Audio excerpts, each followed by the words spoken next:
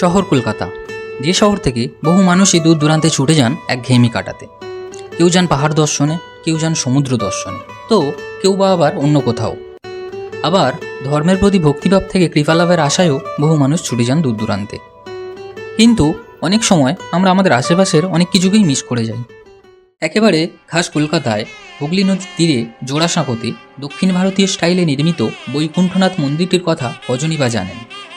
না না, নতুন কোনো গজিওটা মন্দির নয়।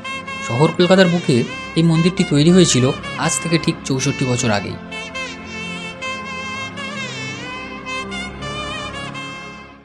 বাঙালি বাঙালি ভাব কাটিয়ে দক্ষিণ ভারতের ফিল নিতে চলে এসেছি কলকাতার মধ্যে একটু দক্ষিণ ভারত। হাই, জয় হিন্দ সবাইকে। আমি বিরাজ, আর আজকেরও সকাল সকাল বেরিয়ে পড়েছি এক অজানা গন্তব্যকে দেখার এবং জানার উদ্দেশ্যে। আমি চলে এসেছি এখন নিউগড়িয়া রেল স্টেশনে। এখান দিয়েই আমার ভিডিও স্টার্ট করছে। নিউগড়িয়া রেল স্টেশন, যেটা শিয়ালদা দক্ষিণ শাখার ৬ নম্বর স্টেশন, আর এখান দিয়েই রয়েছে মেট্রো লাইন। তো আমি এখন মেট্রোতে করে যাব আমার প্রথম গন্তব্য, যেটা হচ্ছে গিরিশ পার্ক।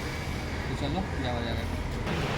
এই যে দাঁড়িয়ে আছে নিউগড়িয়া রেল স্টেশন, আর আজকে আমার সাথে রয়েছে সৌভিক, আমারই একটা ভাই। তো দুজনে মিলে আজকে যাবো, এই নতুন জায়গাটা দেখবো আর আপনাদেরকেও দেখাবো।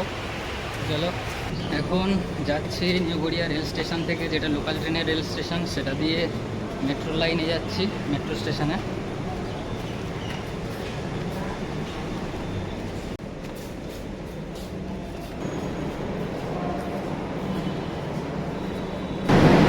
মেট্রোতে এসে টিকিট কেটে নিয়েছি গিরিশ পার্ক পর্যন্ত,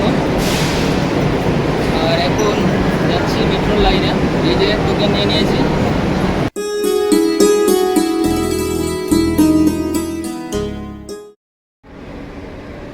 উঠে পড়েছি মেট্রোতে, আর কবি সুভাষ থেকে গিরিশ পার্ক টিকিট মূল্য নিয়েছে ২৫ টাকা।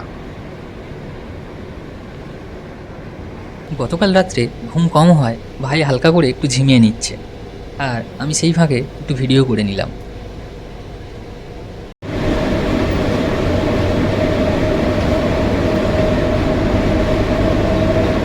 गिरीश पार्क प्लेटफॉर्म डान दिखे, अगला स्टेशन गिरीश पार्क प्लेटफॉर्म दाहिने तरफ।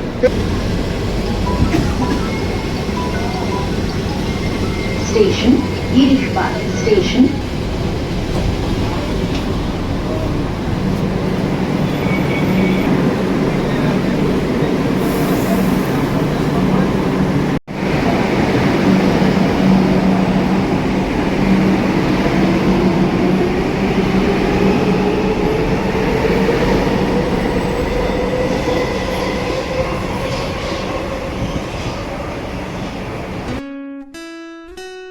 কবি সুভাষ থেকে ১৭খানা স্টেশন অতিক্রম করে চলে এসেছি গিরিশ পার্ক মেট্রো স্টেশনে। আর এই হচ্ছে গিরিশ পার্ক মেট্রো স্টেশন। সকাল টাইম, তাই একটু ফাঁকা ফাঁকাই লাগছে স্টেশনটা। বলে রাখি, গিরিশ পার্ক নেমে ৩ নম্বর গেট দিয়ে বেরোতে পারেন আপনারা, যাতে খুব তাড়াতাড়ি পৌঁছে যেতে পারেন মন্দিরটিতে।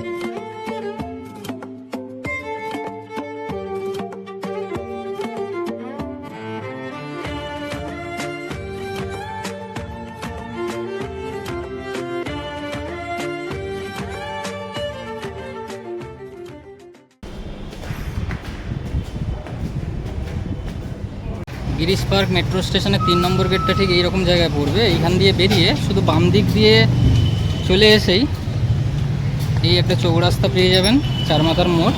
এখান দিয়ে ঠিক এই রাস্তাটা ধরে, অর্থাৎ বিবেকানন্দ রোড ধরে আপনাদের যেতে হবে বৈকুণ্ঠনাথ মন্দিরের দিকে।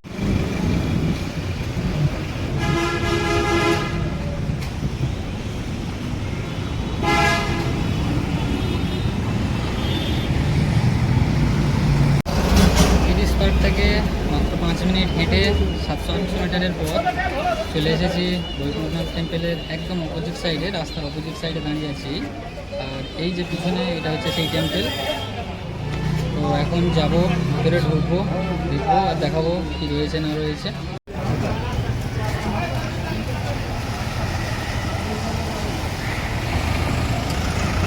মন্দিরের সামনেই দাঁড়িয়ে আছি, আর এই মন্দিরের পাশেই রয়েছে বিভিন্ন ফুলের দোকান। কেউ যদি এখানে পুজো দিতে চান তাহলে এখান দিয়ে ফুল কিনে নিয়ে দিতে পারবেন। মন্দিরে ঢোকার মুখেই একদম এই ডান সাইডেই আপনারা জুতো রেখে ঢুকতে পারেন। এই যে জুতো র্যাক এখানে রয়েছে, এখানে জুতো রাখতে গেলে কোনো পয়সা দিতে হয় না, কিন্তু কেউ যদি স্বইচ্ছায় কিছু দিতে চান তাহলে অবশ্যই দিতে পারেন এখানে।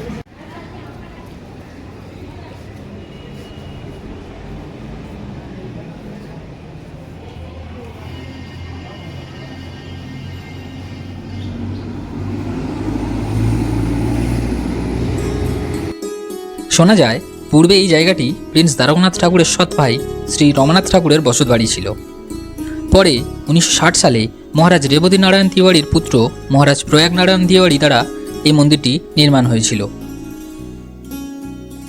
সম্পূর্ণ দক্ষিণ ভারতীয় স্থাপত্যের আদলে তৈরি এই মন্দিরকে অনেকেই বৈকুণ্ঠনাথ কোভিল বলেও সম্বোধন করেন।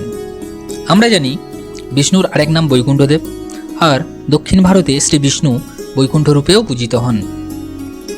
শ্বেতপাথরের তৈরি এই মন্দিরে পুরো রামায়ণ খোদাই করা রয়েছে। এছাড়াও আছে সোনার তৈরি বিশাল স্তম্ভ।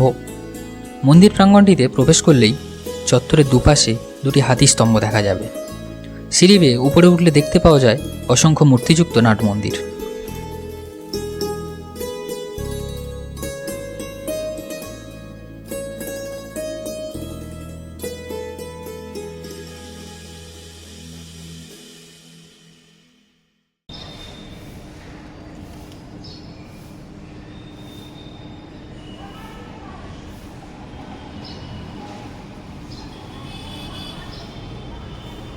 এই যে প্লেসটা, এই প্লেসটাতে সম্ভবত ঠাকুরের নাম কীর্তন হয় দেখে যা মনে হচ্ছে এই জায়গাটাতে। এবং এখানে সেরকম বন্দোবস্তও করা রয়েছে, ফ্যান লাইটের ব্যবস্থা রয়েছে। আর এই পাশেই হচ্ছে এই যে মেন মন্দিরটা, আর এটা হচ্ছে মন্দিরের মেন গর্ভগৃহ।